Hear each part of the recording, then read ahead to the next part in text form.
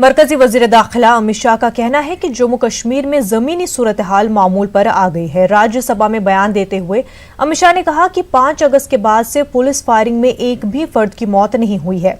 मरकजी वजीर दाखिला ने कहा कि जम्मू कश्मीर में रोजमर्रा की सरगर्मियां मामूल के मुताबिक चल रही हैं।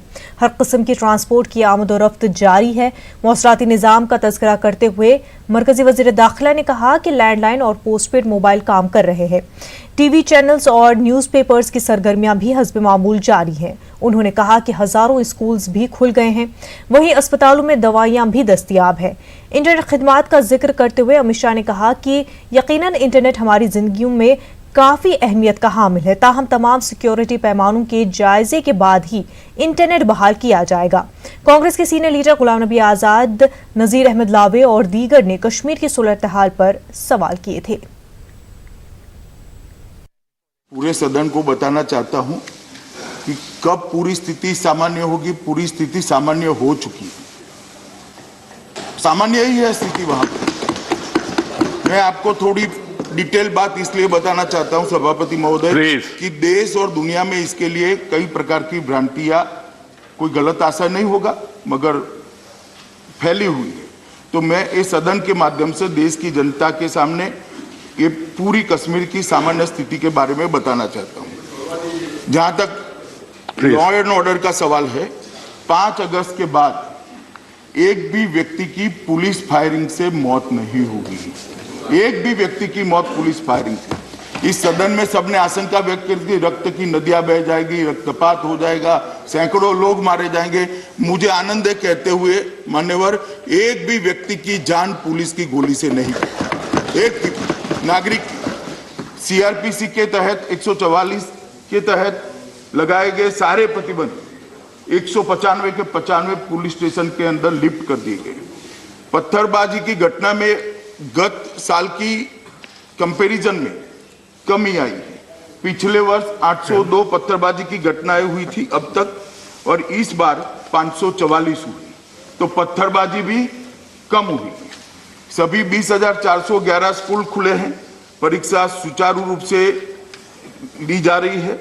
11वीं कक्षा के 50,537 विद्यार्थियों ने में से 50,272 मतलब 99.48% ने परीक्षा दिया है, और 10वीं और 12वीं कक्षा के 99.7% विद्यार्थियों ने एग्जाम दिया है। इंग्लिश के सभी अखबार, सभी टीवी चैनल चालू है। उनका सर्कुलेशन लास्ट ईयर्स के अनुकूल ही है, मतलब सभी प्रेस मीडिया काम कर रहा है। मानव दवाइयों की उपलब्धता पर्याप्त है और कहीं पर कोई तकलीफ नहीं है। मोबाइल दवाइयों की वैन भी शुरू करी गई है, और अस्पताल के अंदर भी जो दवाइयों की दुकानें हैं वहां पर पर्याप्त संख्या में दवाइयां उपलब्ध है। और मैं आश्वस्त करना चाहता हूं सदन को कि कहीं पर भी अगर किसी भी सदस्य के पास सूचना है कि रिमोट एरिया में भी स्वास्थ्य की तकलीफ है, वो सीधा मुझे संपर्क कर सकते हैं। मैं आपको आश्वस्त करना चाहता हूं 24 घंटे के अंदर ही सारी सेवाओं को। सभापति महोदय, ये जहां तक इंटरनेट सेवाओं को लागू करने का सवाल है, इस पर उचित समय पर वहां के प्रशासन की अनुशंसा के आधार पर ही निर्णय किया जा सकता है, क्योंकि हम सबको मालूम है कश्मीर में पड़ोसी देश के द्वारा भी बहुत सारी गतिविधियां चलती रहती है, और वहां की कानून और व्यवस्था और सुरक्षा को देखकर ही ये निर्णय लिया जा सकता है। ये बात ठीक है कि सूचना के लिए बहुत महत्वपूर्ण उपक्रम है, परंतु जब देश की सुरक्षा का सवाल है, कश्मीर घाटी के और जम्मू के नागरिकों की सुरक्षा का सवाल है, और आतंकवाद के खिलाफ की लड़ाई का सवाल है, तब हमें कहीं ना कहीं प्रायोरिटी तय करनी पड़ती है। और जैसे ही वहां के प्रशासन को उचित लगेगा, हम तुरंत इस पर पुनर्विचार करेंगे।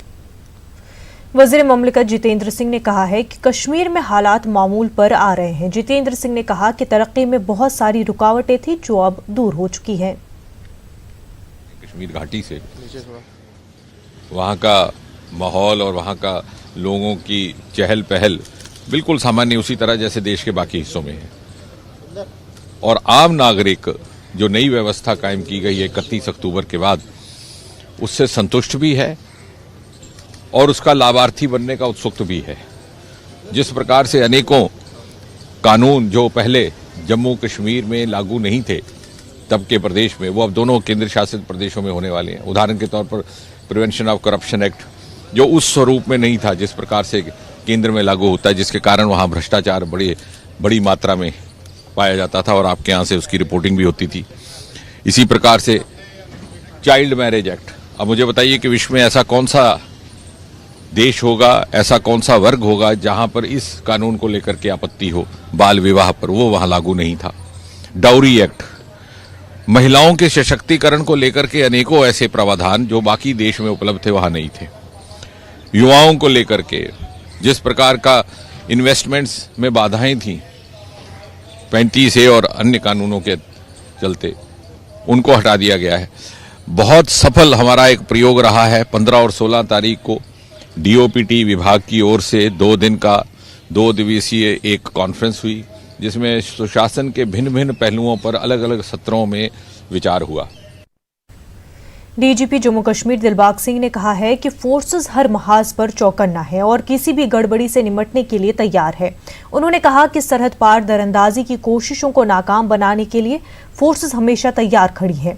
उन्होंने कहा कि हालात मामूल की तरफ लौट रहे हैं और लोग अपने कारोबार और रोजमर्रा की जिंदगी में आहिस्ता आहिस्ता मसरूफ हो रहे हैं, जो कि एक खुशाइन बात है। कुलगाम में आज सिक्योरिटी के हवाले से एक जायजा मीटिंग में शिरकत करने के बाद डीजीपी ने न्यूज 18 के साथ इन बातों का इजहार किया। इस मौके पर IG कश्मीर, SP DIG जनूबी कश्मीर उत्तल गोयल, SSP अनंतनाग अल्ताफ खान और SSP कुलगाम गोवर्धन हरपाल सिंह के अलावा दीगर पुलिस अफसरान मौजूद थे। डीजीपी ने पुलिस दरबार में भी शिरकत की और उनके मसाइल से वाकफियत हासिल की।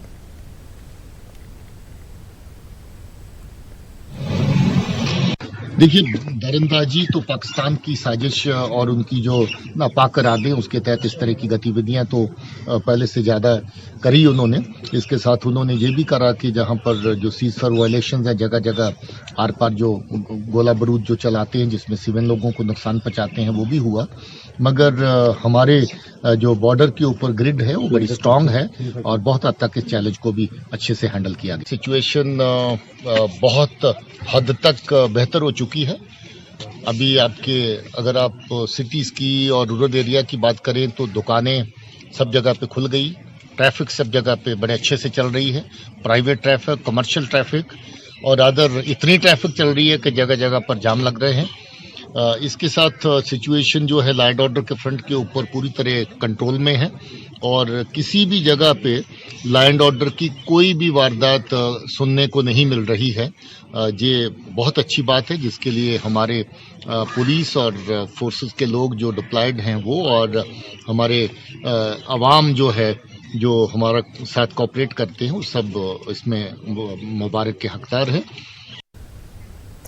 डीजीपी ने कहा है कि कातरसू, कुलगाम और जनूबी कश्मीर के मुख्तलिफ इलाकों में हालिया दिनों ड्राइवरों और गैर रियासती मजदूरों के कातिलों की शिनाख्त कर ली गई है और पुलिस वाक़ये में मुलविस अफराद को कैफर किरदार तक पहुंचाने की कोशिश में लगी हुई है।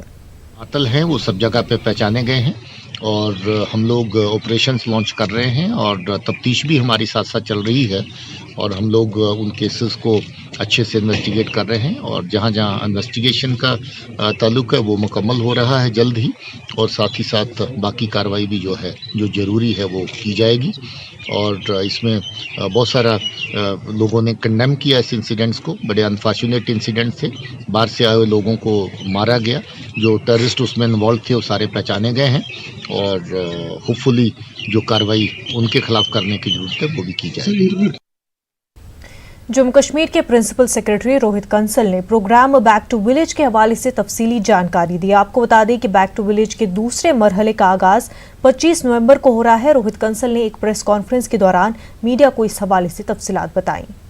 Encouraged by this enthusiastic response to the first edition of the program, we have now decided to embark on its second phase, which we call Back to Village 2 B2V2. Like we did in the first phase, we will have 5,000 officers every seniority, going to every panchayat in every corner of Jammu and Kashmir, and as before, spending 2 days and a night there.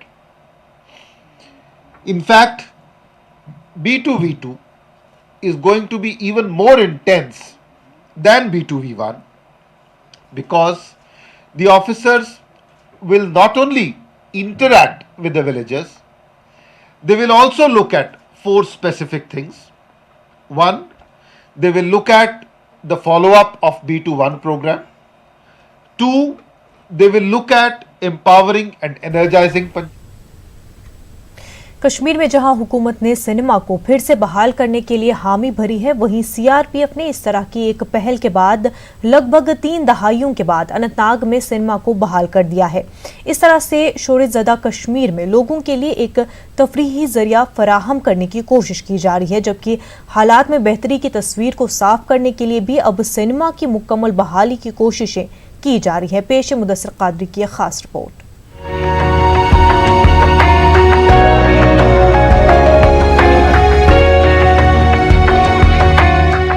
यह है अनंतनाग का मारूफ तरीन haven cinema theatre, जहां पर 30 बरस कबल लोगों की भीड़ फिल्म देखने के लिए उमड़ पड़ती थी। लेकिन जो कश्मीर में मिलिटेंसी परवान चढ़ी तो हेवन सिनेमा समेत वादी के तमाम दीगर सिनेमा हॉल यकायक बंद हो गए। आज हेवन सिनेमा में सीआरपीएफ का एक हेडक्वार्टर कायम है, लेकिन यहाँ पर लगा रंगीन पर्दा अब भी अपने दौर की शान शौकत को साफ बयान कर रहा है। एक वक्त था जब ये पर्दा फिल्म शायकीन की दादो तहसीन का मोहताज नहीं था, लेकिन हाँ, आज हालात इसके बरक्स है। ताहम सीआरपीएफ की 40वीं बटालियन ने हेवन के इस बड़े पर्दे की खोई शान रफ्ता लौटाने की एक पहल के तहत इसको फिर से चालू कर दिया और इस तरह से हेवन सिनेमा में एक बार फिर हिंदी फिल्मों की सदा गूंज उठी। सीआरपीएफ का कहना है कि सिनेमा का बहाल होना हालात में बतदरीज बेहतरी के आसार को नुमाया करता है। 40 बटालियन सीआरपीएफ में भी आज एक बार फिर शुरुआत किया है। काफ़ी दिनों के बाद में हमने ये सिनेमा हॉल को चालू किया है। बाकी फोर्स पर्सनल्स वगैरह आए देखने के लिए और हमने आसपास के लोगों को भी बुलाया इधर में। यही है कि अभी नॉर्मल से आ गया है, तो यही अभी मेन तो यही हम बताना चाहते हैं कि अभी सब सुधार हो गया, हालत बहुत ठीक हो गया है। अब इस तरह का एंटरटेनमेंट वगैरह भी शुरू हो रहा है। यूथ के लिए जो हम लोग भी कर रहे हैं सिविक एक्शन प्रोग्राम में, स्पोर्ट्स वगैरह जो कल्चरल प्रोग्राम वगैरह होता है, उनको ये सब में ध्यान देना चाहिए और पढ़ाई में ध्यान देना चाहिए। मौजूदा हालात के दौरान अगरचे इस बार फिल्म शायकीन की काफी कम तादाद हेवन सिनेमा में देखी गई, लेकिन मुंतजमीन के मुताबिक हालात में मजीद बेहतरी के बाद ये तादाद बढ़ जाएगी।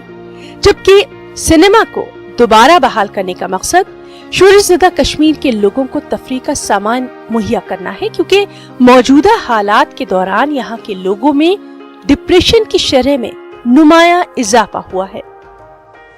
पब्लिक वगैरह है जिस तरीके से अभी तक रह रहे हैं 100 दिन में, इसी तरह से रहे, वो एकदम ठीक है। और इन्होंने अनंतनाग डिस्ट्रिक्ट का स्पेशली पब्लिक ने ये जताया है कि नॉर्मलिसी पूरा अपने हाथ में होता है, ना कि वो किसी और के हाथ में। कोई अनवांटेड तत्व जो थोड़ा भी बहुत होता है वो उनको डिक्टेट नहीं कर सकता। उधर हेवन सिनेमा के दोबारा बहाल होने से लोगों का भी मिला जुला रद्द-ए-अमल सामने आ रहा है। जहां बच्चे और नौजवान नस्ल सिनेमा जैसे बड़े पर्दे से न आशना है, वहीं कुछ लोग कश्मीर में सिनेमा के चलन को आज भी याद कर रहे हैं। टीवी पर कार्टून शो देखना, मोबाइल फोन पर गेम्स खेलना कश्मीर में बच्चों के लिए एक बड़ी तफरीह का जरिया बनकर रह गया है। मैंने मुझे आज पहली बार सिनेमा देखने का मौका मिला है। मैंने आज तक बस किताबों में पढ़ा था कि सिनेमा होता है, सिनेमा में ऐसे ऐसे होता है। आज मैंने पहली बार ये सिनेमा देखा है। आज मैं बहुत खुश हुई हूँ। मैं वहाँ पे बहुत एंटरटेन हुई हूँ। मगर ये अच्छी बात है कि सिनेमा खोला है आपने।